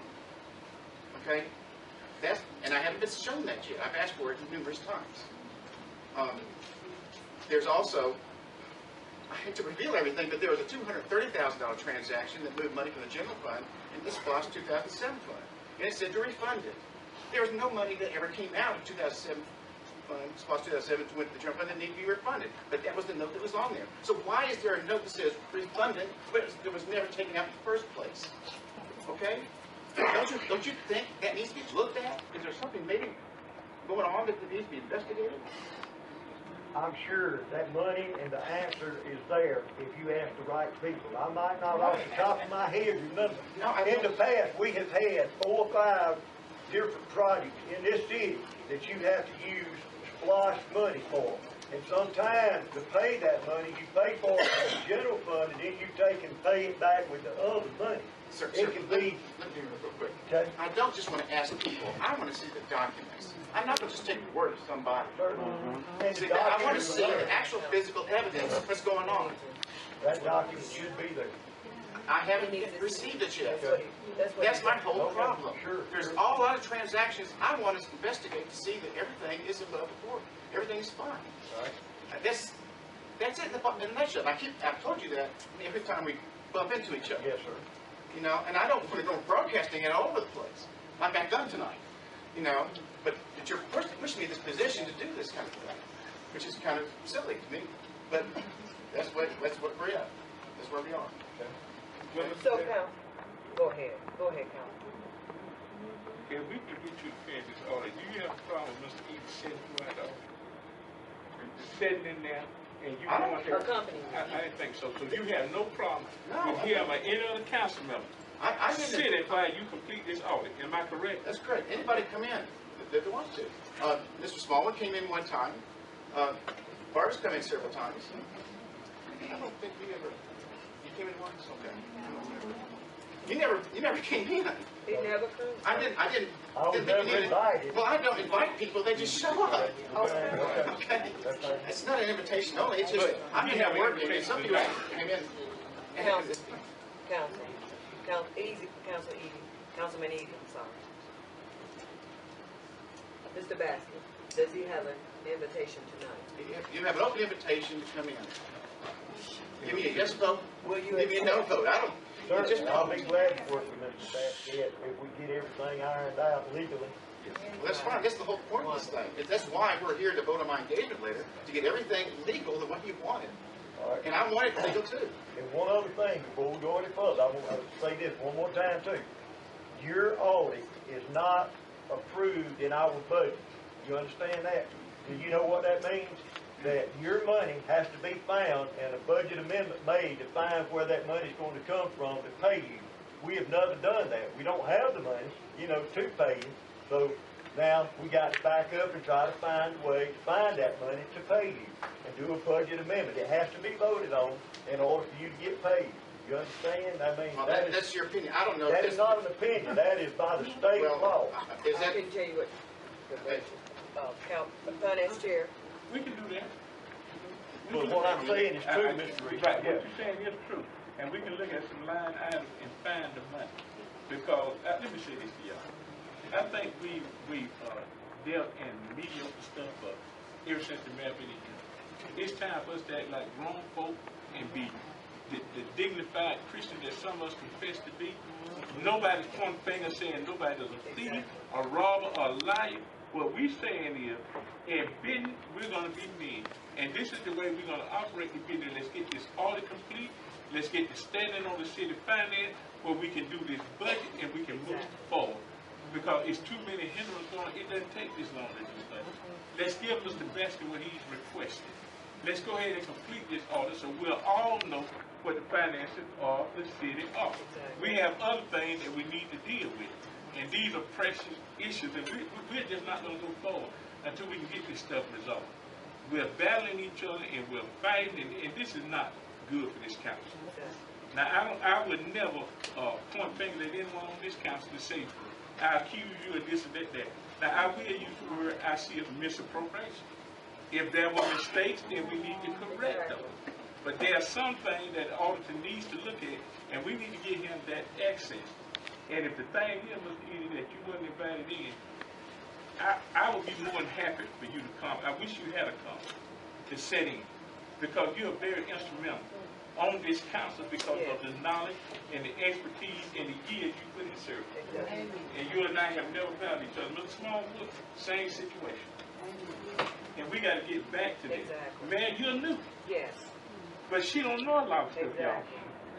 She's trying to learn. Don't get her for being inexperienced.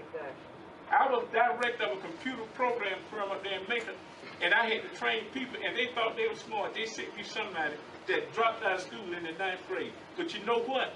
That person turned out to be the best operator we ever had. Why? Because I trained them. And people can do it. Everybody needs a chance. And the man needs a chance. We need to, when there are things that are not appropriate, sometimes we have to discuss these things behind closed doors and not bring them to this open forum. We got to get some things ironed out, and we got to get on one foot. We got to move forward with this. The lawsuits, the water adjustments, come on, y'all. I mean, we just got to move forward with the city business. We stalled 7, 8 months. It's time to move forward. And I don't think we can move forward until we get Mr. Bassett to come in here. And my prayer is that he don't find anything. But things are questionable. Let's go ahead and erase those questions and move forward. I do want to point out one more thing. There's a lot of cash that runs through here for the water bills. The people in the city, they pay with the bills in cash. Cash is a very risky thing to pay your bills with, because that allows the possibility of easier to steal, because cash is easier to take. Okay? I just want to make, if nothing else ever happens to this whole city, I would just like to tell you people, stop paying your water bills with cash. Write a check. They can't, nobody can steal your check. Not very easily, but they can pocket your cash a lot easier than that. Okay, so just don't do that anymore. There's thousands of dollars being paid that way. Okay? You can pay any way you want to, but I just recommend you don't. That's really all I guess. I'm trying to think of anything else. I just want to make sure. The thing is, you got to vote yes or no. Abstain vote means you have to give a promise. You have a situation. Either, the way I understand, I did some research on this to find out what an abstention vote means. It means either have a conflict of interest. This is what everybody for. You either have a conflict of interest, or you haven't answered. Had the questions answered yet. So I came here to answer your questions. Anything you have, as best I can. I probably revealed too much stuff that I'm wanting to anyway. But I'm here to answer any questions, so you can either vote yes or no and make a decision on that. Okay? So is there any more questions? There's one more. The day we was in that hearing, Ms. Taylor Hunt came up to me with your card in her hand, and she told me that the NAM was going to pay your expenses. Has that happened? No. Well, she told me they were. I wish she'd gone through with it. She said a lot of things that ain't material. Okay. I'm just asking. Is she here? You know. Is she here? You got a check for me? I paid for some materials that you needed. I did an open request for some records that you needed, and they have not provided them. And I have called the Attorney General, and he told me by Wednesday, if I don't have them, that we're going to sue. Some of the things that she's asking for are those checks, the back of the deposit slips. I have not, she's asked for them. How long ago was that? I sent a request in July, the 20th. Well, I got an answer back on the 28th. I spoke with Mr. Green, and he said that she was going on a vacation, Ms. Brown, and would be back on the 4th.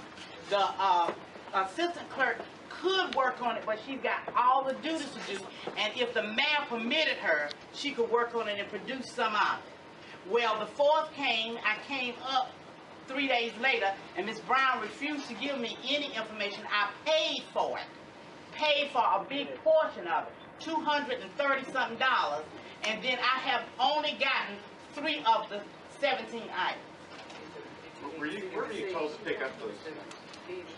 According to the open records, I'm supposed to pick them up with the people of the record, and according to the open records request, after I read the document, the keeper of the records for Gordon, Georgia is the city clerk, and that's where I was going to pick them up. Now, she was saying I needed to contact Attorney Boone. I told her no, that she was the keeper of the records, and that's where I would be receiving them from Gordon. Now, if she wanted to go to Irvington and pick them up, if they were over there, then if they were being kept in Irvington, then I needed to notify the State Department that the records are not kept here, that they're kept in Irvington. And if I had to get them from Irvington, she needed to go get them and bring them here, because I was told to pick them up at the City Hall in Gordon. See, I have a problem with having those document requests be picked up in Irvington. I don't know why they're not picked up at City Hall. I don't understand. In Irvington, does that mean it's your office? Are you receiving these? Are you receiving these things? Well, with all due respect, sir, as she's already pointed out, she has made this a subject of an open investigation by the Attorney General's office. It is an open investigation now. We are answering it to the Attorney General's office. So I'm not going to comment on an open investigation by the Attorney General's office. Well, that's fair enough. But I think that if somebody asks an open records request, the documents should come from the City Hall, not from anywhere else.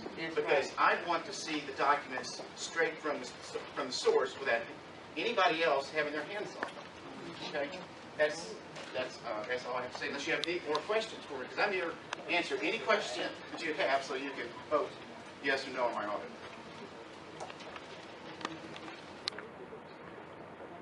Or excuse me, my engagement letter. I'm asking, does anybody else have any more questions for me? Because I'm willing to answer anything related to engagement. Thank you, Mr. Best. Thank you.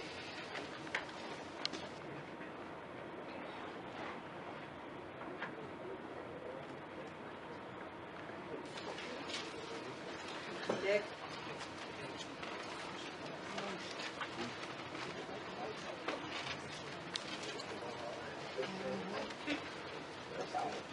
Council, I will now ask for a motion to approve Mr. Bassett's engagement letter.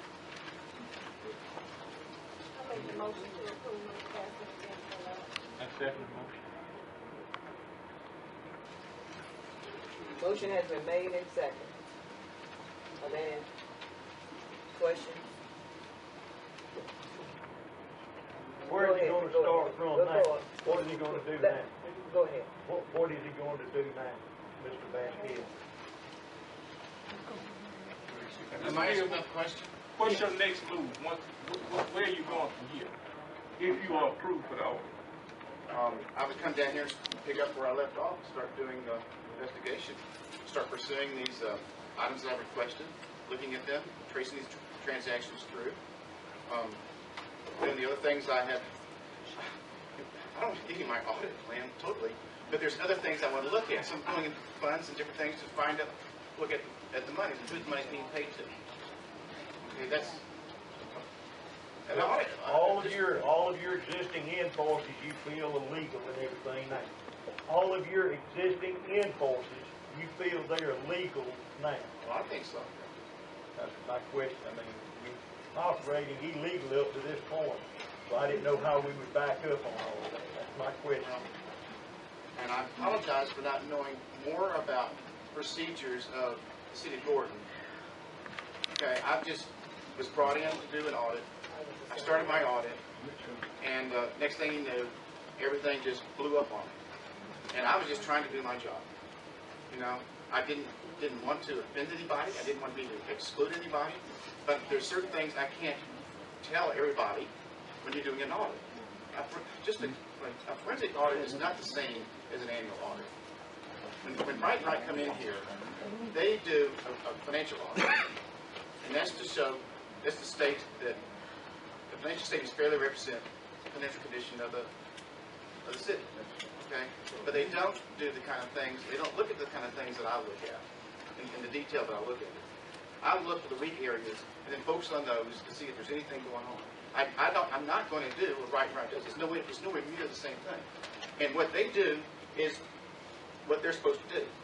I'm not saying anything about their job, because they are supposed to do a financial audit, and that's what they've been doing. But they're again, like I said, they don't do what I do, and I don't do what they do. It's two separate things. And what I do is not something that you want to do every year. It's something that you do periodically. Maybe, like the mayor said, she comes in, you get a new administration, she wants to make sure everything is fine. Okay? And it's not a bad idea to do that every 4 or 5 years, or however often you get a new mayor. Can I ask a question, man? Sure. I know since I've been on council, we've never had a forensic audit, just a regular audit. Has there ever been a forensic audit for this city that you all know of? Not since I've been on council. There was some money went missing, just as Mr. Baskett said, 33 or 4 or 5 years ago, when some cash got missing, and they caught the person that did it and everything. And whether they did a forensic audit again was before my time. I mean, I did read in the paper, in the Telegraph, the plaintiff attorney representing the concerned citizen of Gordon, he was quoted as saying that the city of Gordon has a forensic audit done every year. That was forensic. But that's. I'm just saying. I don't know. I wasn't there to hear it. That was what was printed in the paper. And when I read that, I said, "There's no way the city has a forensic audit. They have a financial audit done every year, and you're supposed to. You're obligated to have a financial audit every year, and so you've got to. We got clean governmental audits, from the state for the last 30, 40 years. GASB, I guess you're familiar with all the different Georgia, laws that you go by for audits. You have to meet all the standards they put out there. We've met every one of them every year to get a clean audit. I've got a copy of the whole, for the last 10 years. There's one thing, I guess, it probably gives times need to read this. This is your financial audit from last year, okay? And some of the comments that are made by your financial audit by Right. And probably, I've well said, and it is true. I'll read it to you. It says, a deficiency in internal controls exists when the design or operation of the control does not allow management or employees in the normal course of performing their assigned functions to prevent or detect and correct misstatements on a timely manner. Material weaknesses, deficiency, or a combination of deficiencies in internal control, such that there is a reasonable defect, possibility that a material misstatement in these functions will be prevented or detected and corrected on a timely basis. And this, it's not very long. That's just.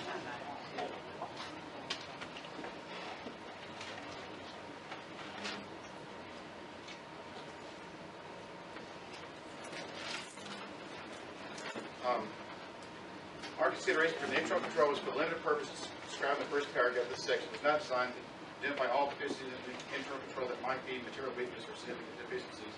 Given these limitations, during our audit, we did not identify any deficiencies in what we consider to be material weaknesses. However, material weaknesses may exist that have not been identified. That's a standard statement. I know. All put in there. That's You right. an auditor, you would do something the same thing.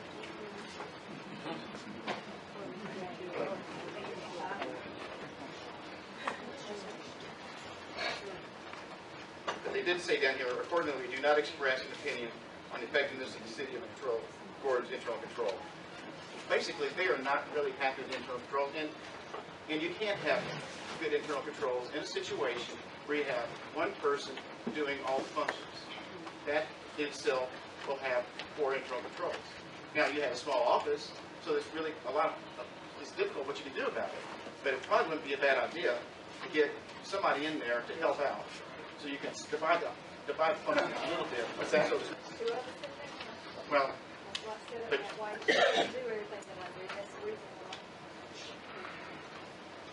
there's not enough internal controls. I promise you.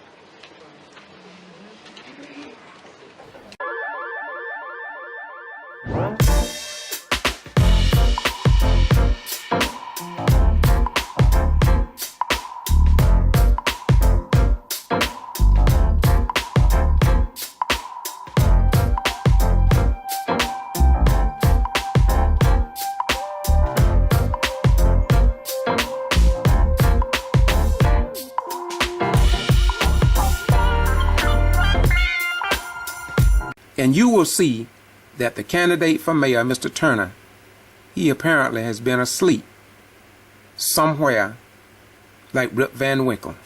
Justin McDuffie, 13 WMAZ Eyewitness News. Mayor Whippleloo has the candidates for city council and mayor in Gordon had a chance to sound off to voters at a forum Monday night. Justin McDuffie tells us one person many wanted to hear from, however, was a no-show. Dozens filled the City Hall Annex in Gordon to hear from possible future leaders. Conrad Etheridge was one of them. You heard some of the candidates saying they had some ideas of where they can make things go better. Candidates fielded questions from voters about a variety of topics, from the water system to the budget. The city has overspent the budget by approximately 30% each year, 4 years consecutively, without addressing the issues of revenue or expenditures. Some of it may be that the managing the budget. Once again, the words from Mr. Turner, if a person had not attended these meetings or they had not watched my videos and relied on WMAZ and the other TV stations, it's just unbelievable. It's just unthinkable that someone could come out and make a statement like this. It's really embarrassing. It's embarrassing. Y'all excuse me. I'm not going to interrupt anymore if I can help it. It's difficult. The mayor is by charter responsible for the budget and managing the budget. That's Kenneth Turner. He's running against the current mayor, Mary Ann Whippleloo. One of his top priorities is bringing the community back together. It's been known throughout the area as a town that gets along. It does not have race issues or class issues or other issues. It's been well known for that.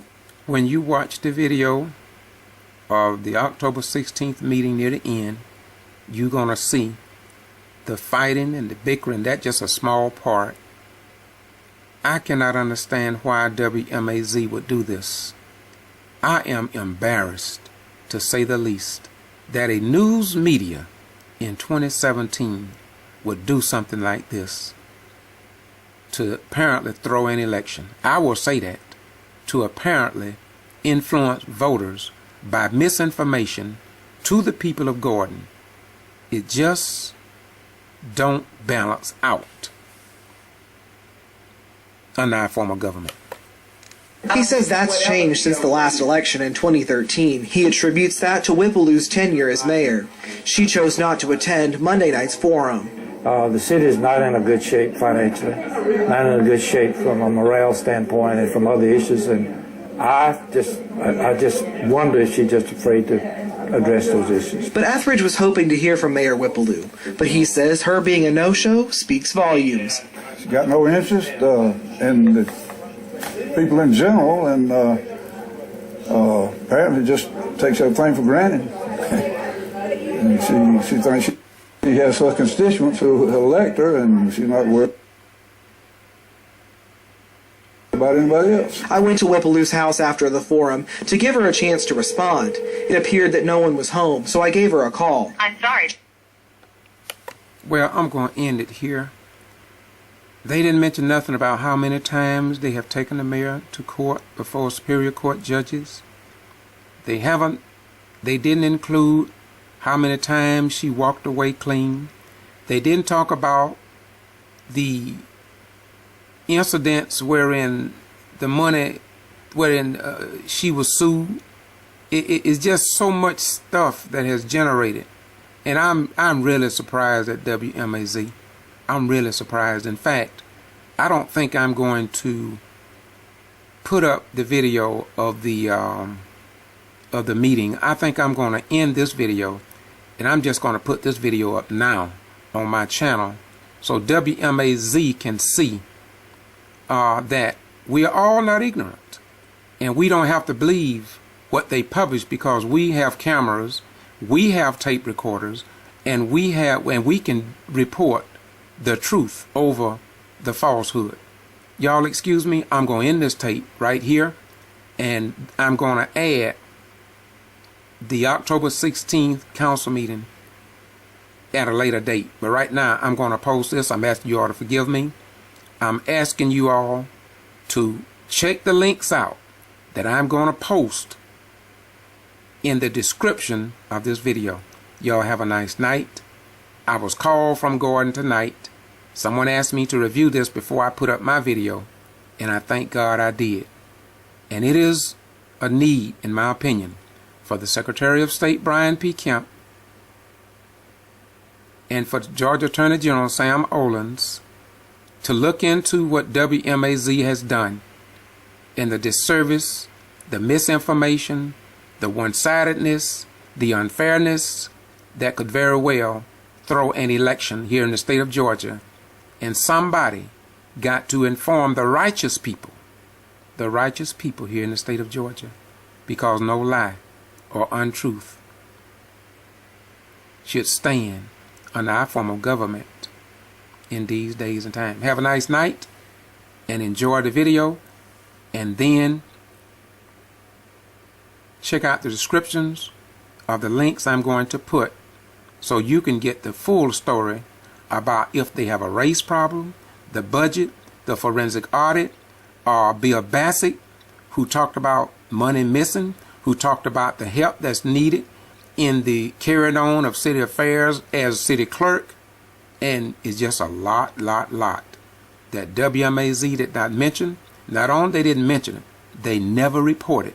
This is why the mayor said, been saying since I first was called to Gordon, that she cannot trust any news media outlet, not a single news media outlet in the Middle District of Georgia.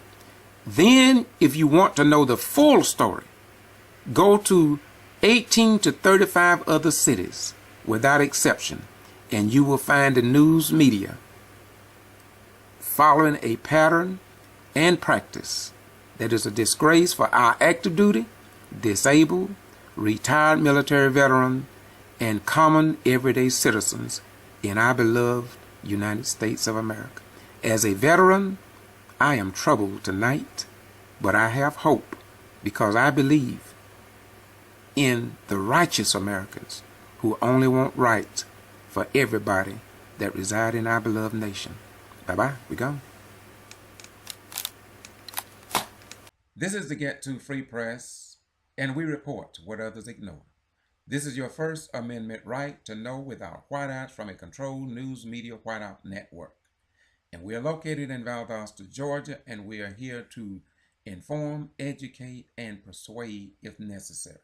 Always keep that in mind. Moreover, I want to say to you that as a community, state, nation, and world, we are not who we claim to be, but who we prove ourselves to be over a given period of time.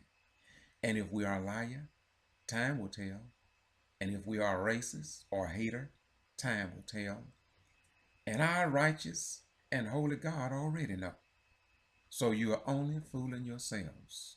Again, the Ghetto Free Press. I'm George Boston Rhines.